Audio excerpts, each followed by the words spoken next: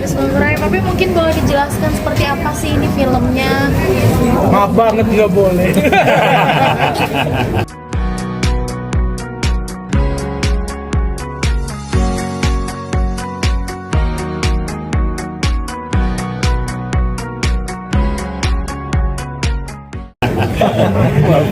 Oke, ini film komedi yang sifatnya gampang kita tonton dengan sederhana, dengan pikiran-pikiran dan tontonan yang ringan.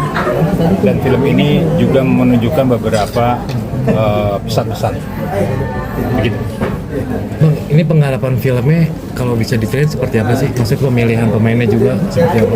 Ya, pemilihan pemainnya itu nggak mudah ya. Kalau film komedi itu beda dengan film genre-genre seperti drama atau horor. Kalau drama horor tuh bisa make upnya gampang, make up secara karakter. Tetapi kita lihat sendiri di sebelah saya ini kan orang stand up komedi yang memang sudah punya bakat talenta luar biasa. Nah, coba Konsul ini pemain, tapi dia bisa ngikutin itu. Jago gitu.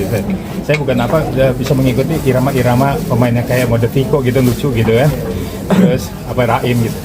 Nah, disinilah menunjukkan beberapa karakter kayak Robby juga, walaupun beberapa scene dosen tapi juga punya karakter gitu. Ada kesulitan nggak sih mungkin penggarapannya? Ada cerita apa mungkin di baliknya? Wah, lumayan sulitnya mungkin kadang-kadang namanya kita bertemu di dalam situasi seperti kalau kita syuting kan situasi alam itu beda dengan situasi bisa indoor atau outdoor. Nah, rupanya ketika pertemuan di dalam teman-teman itu kadang-kadang kalau kita reading itu kan kadang-kadang ada improve. Nah, di sini itu kalau kita lihat kan improve-nya kelihatan bahwa mereka kayak secara natural alam. Kita ada bahasa ya, kalau bahasa reading itu bisa kelihatan, bahasa karakter ini bahasa natural aja itu yang terjadi, itu yang luar biasa. Untuk Leo sendiri dan Viko seperti apa nih bisa bergabung di film ini? Saya kebetulan diajak jadi ikut aja ya. Nah, ini saya masih trauma nih, banyak teman-teman wartawan. Fokus. Tenang. Beda ya. Ya, tentunya dapat kesempatan bisa berkarya di film, ditambah main sama teman-teman yang udah pernah terlibat beberapa proyek sebelumnya, kayak ada Kang Jopi Project, ada Kang Diki Chandra, ada Mas Raim juga yang sama-sama di dunia stand up. Terus ketemu juga sama Leo Konsul kan, di benak saya Leo tuh orang ganteng-ganteng songong gitu lah. Nyata humble, dia baik gitu, open, jadi kita enak untuk vibrasinya juga enak gitu. Saya sering dikasih vitamin kalau pagi sama Leo. Jadi doping saya dari Leo. Coba vitamin ya. Benar ya. Cobalah tanya sendirilah dia ngasih apa. Kalau saya senang banget karena bisa dapat kesempatan untuk kerja sama orang-orang yang hebat kayak gini. Teman saya Viko, Raim, Wahab dan semuanya. Dan juga karena ini film pertama saya, karena biasanya aku main sinetron atau nge-host, dan pas ditawarin ini mungkin ini kesempatan yang luar biasa untuk saya biar bisa explore lagi yang aku bisa lakukan di dunia entertainment ini, bukan hanya sekedar sinetron atau nge-host, tapi ternyata bisa di film layar lebar juga, dan dengan genre yang namanya komedi yang bukan ahli saya gitu, tapi karena teman-teman saya ini yang luar biasa dan sangat-sangat mensupport, jadi kerjanya dapat chemistry-nya dan dapat teman baru di sini. Ya, masuk ke dunia, maksudnya ini filmnya lucu ya, seperti apa masuk chemistry-nya Viko sama pemain yang lain masukin untuk komedi gitu? Jadinya hidup saya rusak jadi habis itu gara-gara orang ini, karena pastinya kalau di lokasi kita ngobrol yang hal-hal yang bisa membangun chemistry kita gitu. Jadi seru aja sih, light aja kerja sama mereka.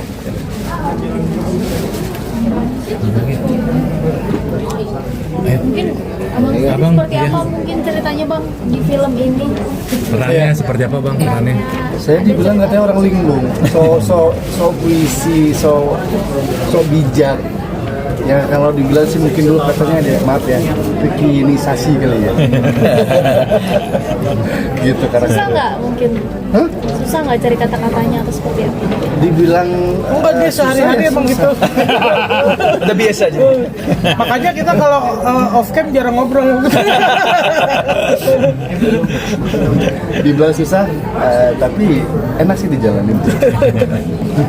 Bagian seperti apa sih ide awalnya kenapa mengumpulkan arwah ini, apakah inspirasi dari mana yang film ini sebenarnya? Ya sebenarnya ini karakter ini kan diambil dari beberapa kita bicara kepada sutradara, kepada partner saya Kang Wahab gitu kan. Karena film itu adalah merupakan kreasi dan kreatif juga, dan harus mencari juga orang-orang yang mempunyai, ibaratnya gini, kita sudah memprediksi seorang Viko nantinya gimana, seorang Ryan gimana, Leo. Karena mereka punya talenta-talenta yang luar biasa. Terus Kang Wahab, partner saya juga itu juga punya talenta. Gak gampang juga sih karakter yang dibangun-bangun ini. Maksud kayak Robby gitu ya. Nah, ketika mengumpulkan teman-teman yang sudah punya talenta, lalu kita brief gitu ya, harus begini-begini, itu lebih mudah. Tapi kalau yang susah itu adalah orang yang merasa dirinya dia seorang, gue super nih, gue memang seorang bisa main. Nah ini yang berbahaya, sehingga tidak ada kerjasamanya. Tapi kalau teman-teman ini sinerginya cukup luar biasa. Gitu. Bang, tapi ini walaupun film komedi, apa sih yang mau disampaikan pesannya dari Bang Gideon? Pesannya pertama gini, kita ini kan sebagai anak-anak ini film kan untuk usia-usia remaja, yang dimana kadang-kadang kita tahu bahwa masa-masa kuliah itu adalah yang gampang mudah putus asa, karena punya cita-cita, harapan, dan saya pernah ngerasain jadi anak kos, dan kita mungkin merasakan pernah jadi anak kos. Hidup di anak kos itu hanya punya harapan sederhana, pengen hidup enak, hidup lebih baik.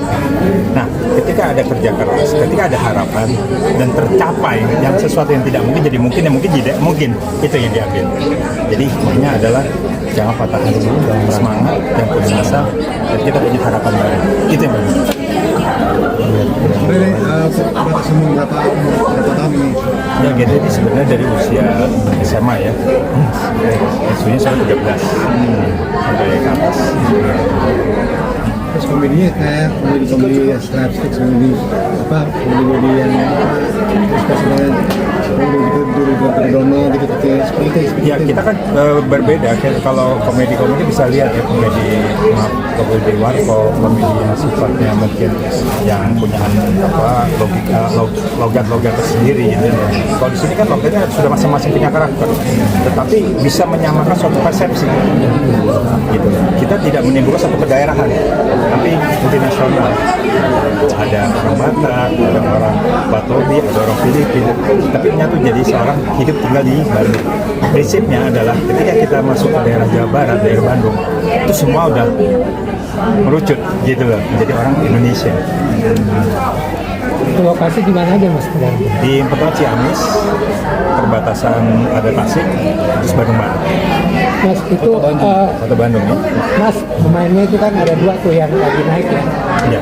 Niki Chandra kan jadi Ibu Alikata di Tasik, kemudian Raim Laudo juga lagi naik kamarnya.